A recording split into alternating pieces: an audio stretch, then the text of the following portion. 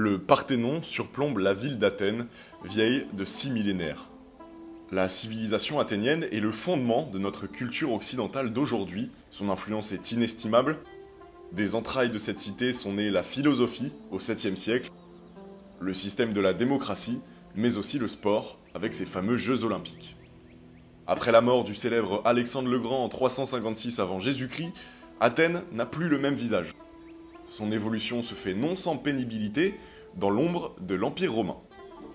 Plus tard, tandis que les puissances européennes sillonnent les océans au XVe siècle, Athènes sera pendant plus de 4 siècles sous l'occupation des Ottomans, ancêtres des Turcs. Aujourd'hui, capitale d'un pays à l'économie peu prospère, Athènes nous rappelle à quel point les choses peuvent aller vite dans l'histoire de l'humanité, un véritable musée à ciel ouvert abritant lui aussi son lot de passionnés du ballon rond. Le football débarque en Grèce en 1894, les principales échéances ont lieu dans la péninsule de l'Attique, entre des équipes que nous, contemporains, n'avons pas connues. En 2004, l'Europe est dominée par l'équipe grecque, les Athéniens ont remplacé le culte d'Athéna et l'olympisme par une nouvelle religion, le football. Le grec est fier de son pays, de sa riche culture. L'identité nationale prend de la place, les habitants font tous preuve de solidarité face aux instabilités économiques du pays, d'une grande générosité. Ces dernières années, la Grèce n'est pas en reste, politiquement et économiquement, le pays est instable, les Grecs sont devenus résilients face à la pauvreté et au chômage, les élites politiques ne sont pas bien vues, on dit souvent que les tribunes des stades de football sont le reflet de la société, cela pourrait expliquer la ferveur inouïe dans les stades grecs, une passion démesurée, à l'image du pays et de son histoire.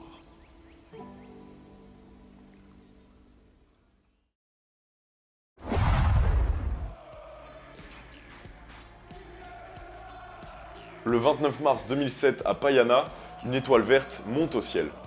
Le trèfle du Panathinaïkos, club le plus populaire de Grèce, perd une de ses pétales. Michael Philopoulou. Ultra des Verts, il meurt dans un affrontement contre d'autres ultras de l'Olympiakos. C'est un match de volley féminin ce soir-là qui se transforme en tragédie. Pour comprendre comment l'homme grec en est arrivé là, il faut remonter aux origines de la rivalité entre les Rouges et les Verts, se pencher au-dessus du berceau des deux clubs, examiner leurs racines. Il y a des derbys, Paris-Marseille par exemple en France, c'est tendu, c'est tendu. Celui-là, il est dans l'histoire.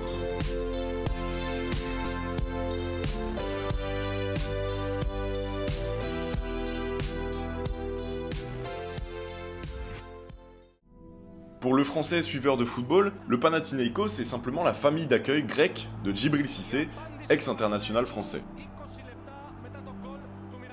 Les Verts naissent au pied de l'acropole en 1908, l'Olympiakos quant à lui est le fruit des cerveaux des frères Adrianopoulos, membres d'une famille fortunée grâce aux affaires maritimes. L'écusson du club du Pana est frappé d'un trèfle en plein milieu. L'histoire veut qu'il s'agisse d'une référence à l'inspirant Billy Shearing, marathonien irlandais vêtu d'une tunique ornée d'un trèfle lors de son triomphe aux Jeux Olympiques de 1906 à Athènes. Pan veut dire tout, Athénaïkos signifie Athéna au pluriel, le club de tous les Athéniens. Une étymologie accueillante, les portes sont ouvertes pour les Athéniens qui veulent s'exercer à tâter le cuir des premiers ballons de ce sport émergent. Un athlète olympique grec est représenté de profil sur l'écusson des rouges et blancs, la victoire comme seul mot d'ordre, car ce type est un vainqueur. Sa couronne de feuilles d'olivier autour du crâne parle pour lui. Dès leur création, les deux équipes partagent l'inspiration olympique. Dans un contexte historique où les grands jeux, dirigés par le CIO, prennent de plus en plus d'ampleur dans le monde. Le Panathinaïkos établit ses bases dans le cœur de la ville, prenant ses quartiers dans les rues étroites et taguées de l'ancienne cité glorieuse. De l'autre côté, c'est au Pirée que l'Olympiakos sort des entrailles de la mer Égée. Cette colline rocheuse fut autrefois une île au 3e millénaire avant Jésus-Christ. C'est un lieu de pouvoir commercial, un carrefour de marchandises. Et si vous le voulez bien, parlons maintenant de ces amphithéâtres modernes, les stades.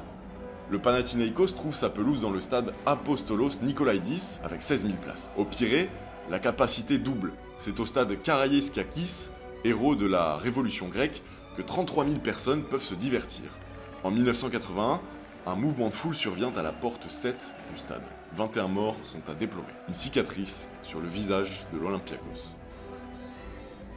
Une rivalité construite sur des divergences sociales, mais surtout sur la base d'une compétition sportive. Malgré des points communs évidents, les deux camps se détestent, mais se tirent vers le haut. Évidemment, le principe de compétitivité. Η μεγαλύτερη μητέρα των μαχών. Οι μεγαλύτεροι μας εχθροί είναι αυτοί.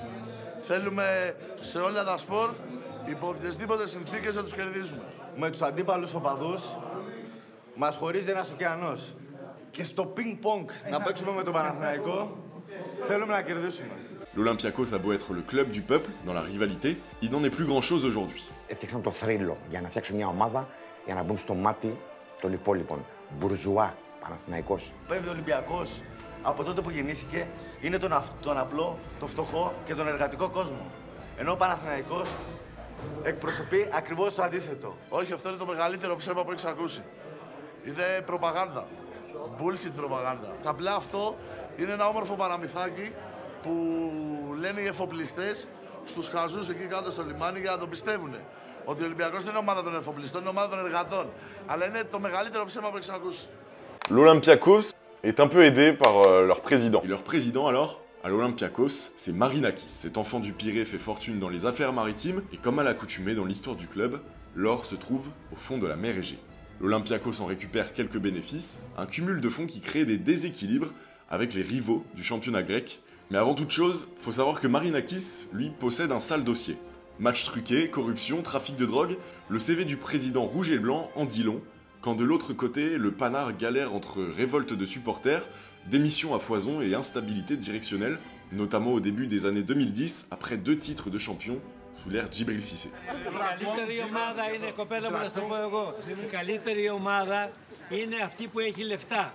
Όλα τα άλλα είναι παραμύθια.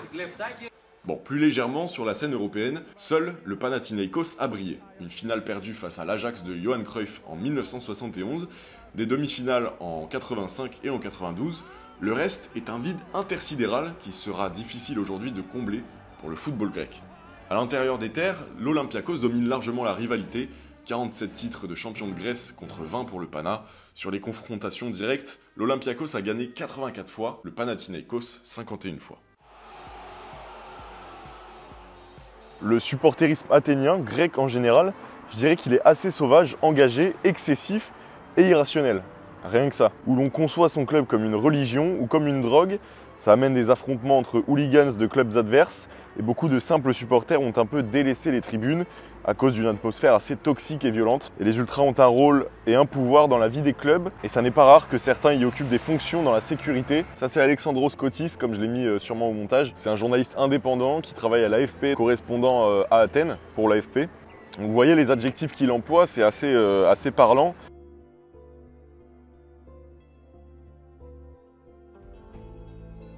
Si vous êtes un touriste à Athènes, prenez garde à quel quartier vous visitez et avec quel maillot. À l'Olympiakos, c'est la Gate Set qui domine. Foot, volley, basket, le groupe de supporters est omniprésent dans toutes les disciplines.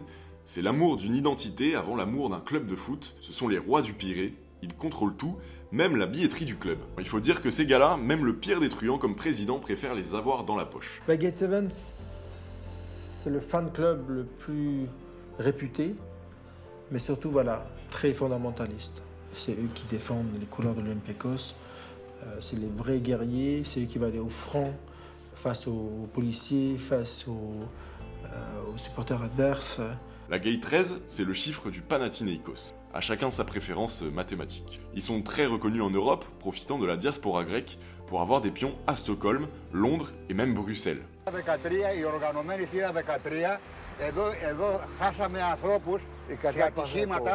Έχουμε νεκρούς από τη θύρα για την αγάπη προς τον Παναθηναϊκό.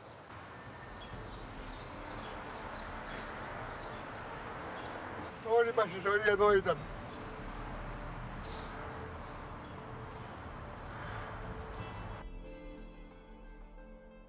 Maintenant, vous avez carte en main pour mieux comprendre cette rivalité, mais vous ne comprenez toujours pas le football athénien. Et c'est ma faute. Quittons les verts et les rouges pour découvrir les autres clubs de l'écosystème athénien si fourni.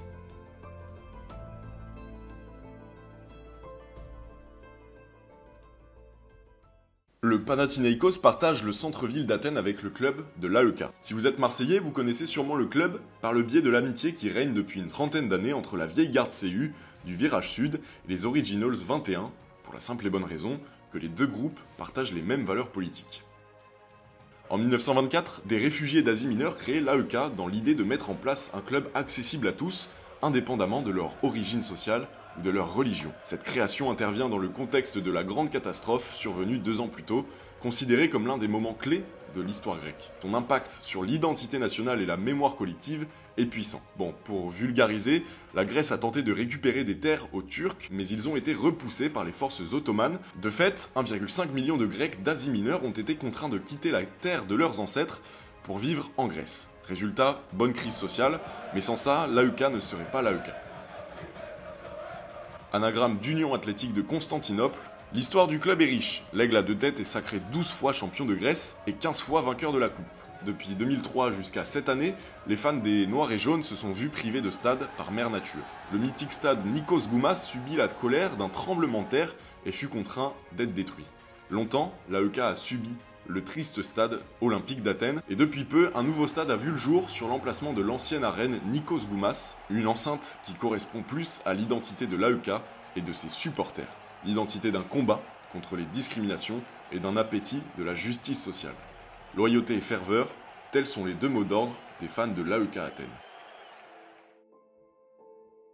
L'histoire de l'AEK Athènes est liée avec celle de l'Apollon Smyrnis et du Panionios. Comme son nom l'indique, l'Apollon de Smyrnis est fondé à Smyrne en 1891, actuelle ville d'Izmir en Turquie. Panionios également, un an plus tôt, en 1890. Les deux clubs connaissent le même sort durant la grande catastrophe, contraints de vider les armoires, déserter les lieux et de s'installer dans la banlieue d'Athènes. Ces deux frères de territoire auraient dû fusionner, mais c'était sans compter le refus du Panionios, trop fier pour partager une histoire commune avec l'Apollon. Les Bleus et Blancs de Smyrnis s'installent à Rhizopoli, dans le secteur nord-est d'Athènes, une région marquée par l'accueil des réfugiés d'Asie mineure. De nos jours, ce quartier bénéficie d'un dynamisme lié à la diversification sociale de sa population, et depuis les années 50, Rhizopoli est une région accueillante et familiale, profitant d'innovation et de construction, mariant l'utile à l'agréable pour les familles. Après la grande catastrophe, le Panionios est délocalisé à Nea Smyrni, littéralement Nouveau Smyrne. On y croise beaucoup d'immigrés d'Asie, du Moyen-Orient ou d'Afrique. Des 3 entités au passé turc, seule l'AEK a vraiment su sortir la tête de l'eau. Cela peut expliquer pourquoi les Noirs et Jaunes sont si spéciaux et marginaux. C'est dû à une histoire, un vécu, que les autres clubs de première division pigent un peu moins bien.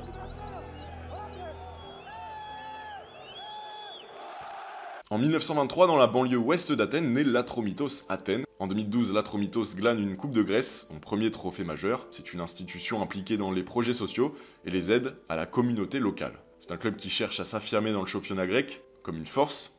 Actuellement, l'Atromitos figure bien. Le club établit ses quartiers à Péristérie, zone résidentielle de la classe moyenne et de la classe ouvrière. Au Pirée, l'Olympiakos est roi mais n'est pas assis seul sur les bancs du port. L'Ethnikos, le Pirée, existe, mesdames et messieurs. Un club de 3ème division fondé en 1923. Bon, en vérité, c'est le rival local traditionnel de l'Olympiakos, vainqueur de la Coupe de Grèce en 1933, mais rapidement distancé. La rivalité se fait aujourd'hui au water-polo.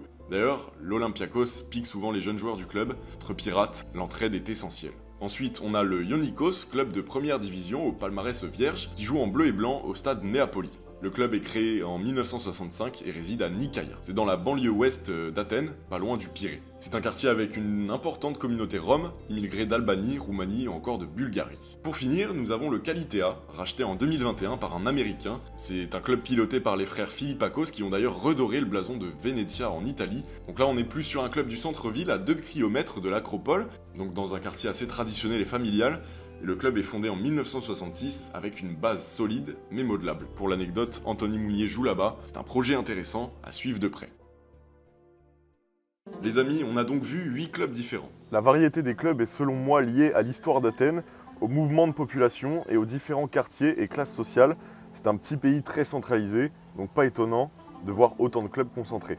Voilà, nous arrivons à la fin de cette vidéo, j'espère vous avoir fait comprendre l'écosystème du ballon rond grec. Vous aurez remarqué que d'ailleurs, on parle beaucoup de la grande catastrophe, ou alors on en a parlé. C'est un événement qui est méconnu des Français, mais qui est hyper important dans l'organisation athénienne des éléments. En tout cas, je t'invite à t'abonner à mon TikTok et à ma chaîne YouTube, parce que c'est le plus important, et moi j'ai des trucs à faire.